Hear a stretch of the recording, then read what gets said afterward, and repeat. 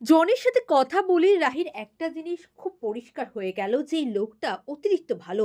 এত ভালো লোক এখনকার দিনে কি করে হয়? তাই রাহি ভাবে যে আমি আরো একবার ওই লোকটার সাথে কথা বলবো। যে ওই লোকটা সত্যি এত ভালো, কি ভালো মানুষের অভিনয় করছে।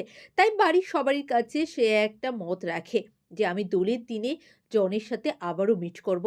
তারপরে ডিসাইড করব যে আমি ওকে বিয়ে করব কি করব না। ওইদিকে বাড়ির লোক আমেরিকা যাওয়ার জন্য পাগল। আর তাই তাদের মেয়েকে আমেরিকাতে বিয়ে দিতে হবে। আশ্চর্য পরিবার। আর ওইদিকে রাহুল। রাহুলের মধ্যে একটা ভুল বোঝাবুঝি সৃষ্টি হয়েছে। রাহুল আর রাহি। রাহুল তিতলিকে এখনো নিজের মনের কথা বলে উঠতেই পারল না। তার আগে রাহির সাথে বিভিন্ন রকম ঝামেলার মধ্যে সে জড়িয়ে পড়ছে। বারবার চেষ্টা করেও নিজে যে নিরপরাধ, সে যে রাহির জন্য কিছু করছে না, সেটা বোঝাতেই পারছে না। এটাই হয়তো তাদের বিধাতায় লেখা আছে। তাদেরকে এক সুতোতে, এক গাঁটছড়ায় বাঁধার জন্য এগুলো তো হতেই হবে। তারপরেও রাহি আর তিতলি, ২ বোন।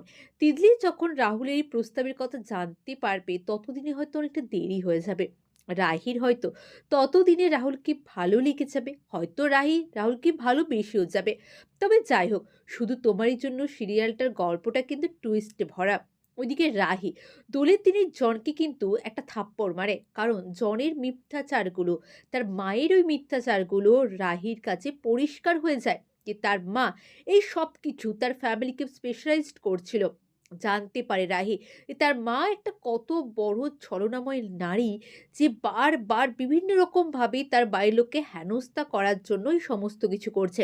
আর রাহি যা স্ট্রিক্ট পারসন, তার পক্ষে এগুলো মেনে নেওয়া তো অসম্ভব। হ্যাঁ বন্ধুরা, শুধু তোমারই জন্য আগামী পর্বে আপনারা এমনটাই দেখবেন। চ্যানেল নতুন হলে চ্যানেলটা সাবস্ক্রাইব করে দেবেন। অনেক ধন্যবাদ সকলকে ভিডিওটি দেখার জন্য। সকলেই ভালো থাকুন, সুস্থ থাকুন।